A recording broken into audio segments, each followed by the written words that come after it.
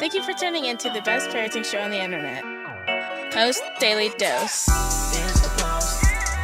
It's the Post. It's the Post. The Post Daily Dose. It's the Post. It's the Post. It's the Post. The Post Daily Dose. It's the Post. It's the Post. Hey, good evening, guys. Welcome to another episode of Post Daily Dose with me, your trusted parenting advisor, faithful guide, and servant on the healing journey. What's my name? Big Papa Bryan+Post. Hope everyone is doing well. This episode, we are going to talk about chores, children, and chaos. Should children be given chores? That is the question, and I just want to invite everyone, if you're dealing with children with defiance, got a free link posted in the whatever you call it, the what do you call it, the title, the description of this video.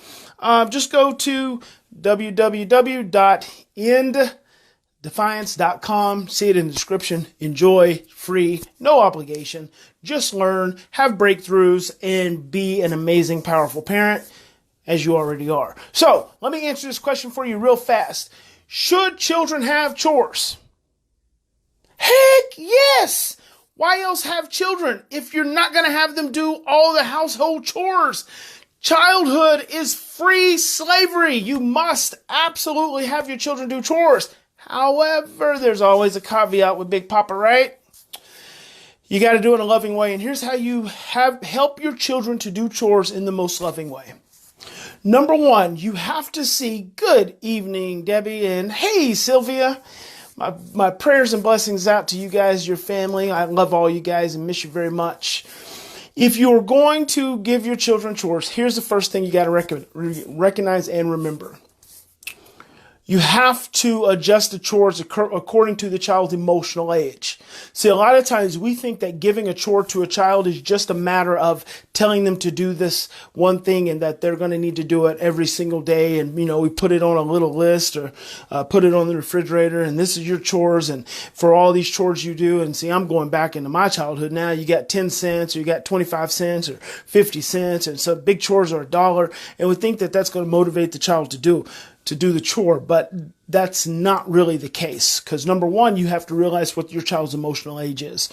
And that's so important because you can give your 10-year-old a list of chores which to any other 10-year-old who hasn't been, stress exposed or trauma exposed or hasn't had any early life challenges, those chores may not be a big deal for them. But for your 10-year-old, if they have some early history, then they may actually look at that list of chores from the emotional perspective of a 2-year-old.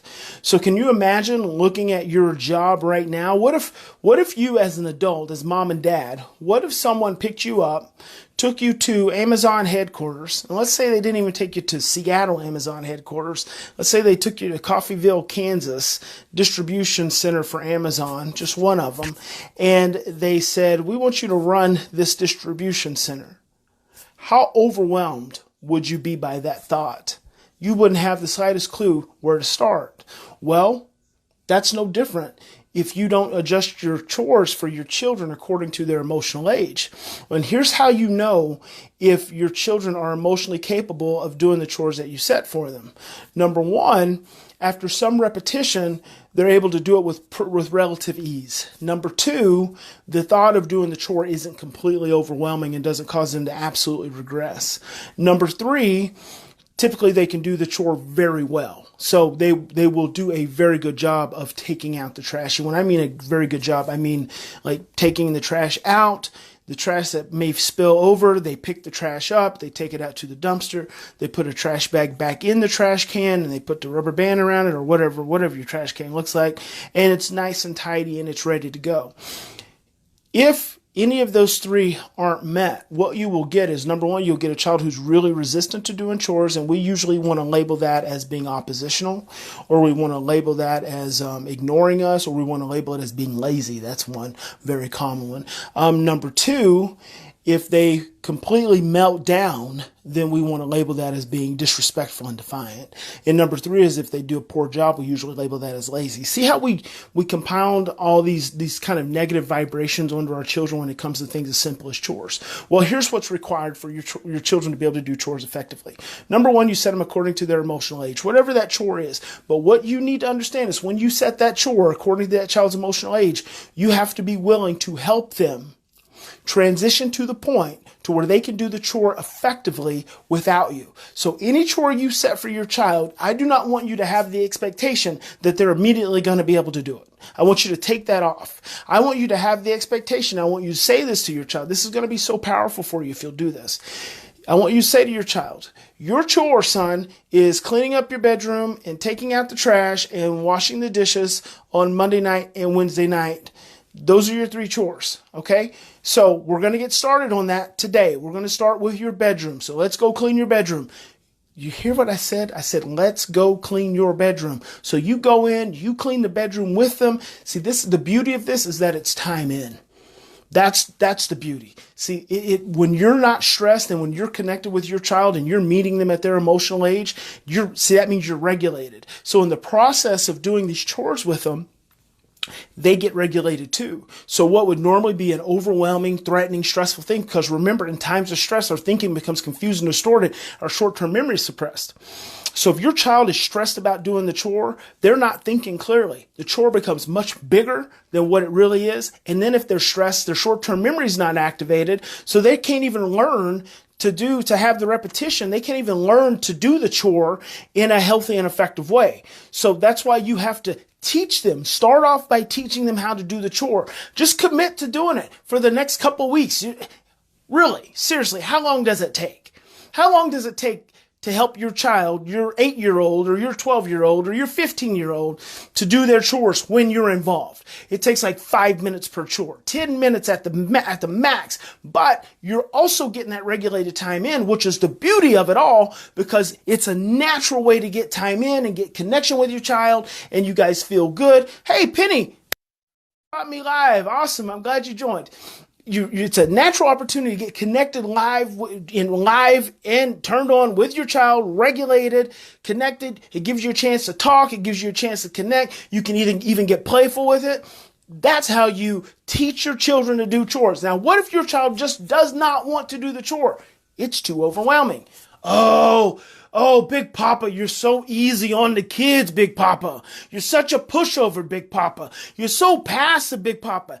No, Big Papa understands that if your child has been given a chore that they absolutely cannot do, they're absolutely resistant to doing it, then they are absolutely overwhelmed. And you know what's more important than that chore getting done? Their relationship with you. So you know what that tells you? Before you can get the successful outcome of the chore, you've got to invest in the relationship. Very important, right? Because otherwise, what are you going to keep doing? You're going to keep forcing your child to do the chore. They're going to keep resisting you. They're going to keep getting angry. And then what are you going to be doing in the process? Losing relationship. It's not about the behavior. See, the chore is the behavior. It's about the relationship. The health of the relationship, the weight of the relationship, the strength of the relationship will dictate the effective outcome of the chore. But if you don't have that relationship, I would say forget about chores. Invest in relationship.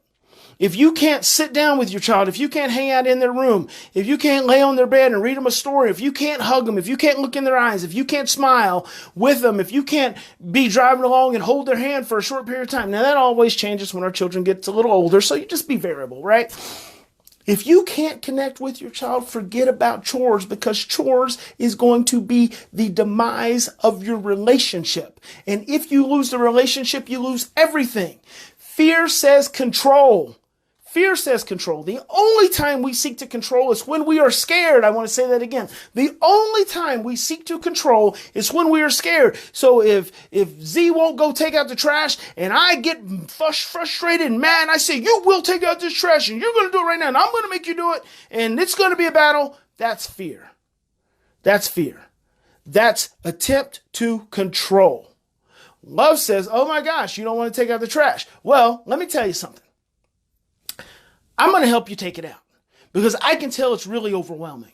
So I'm gonna, in fact, just stay right here. I'm gonna go take the trash out. So don't you worry about it right now. Tomorrow we'll take it out together. And then, I'll even pull it out. You can tie it, and then we'll carry it out together.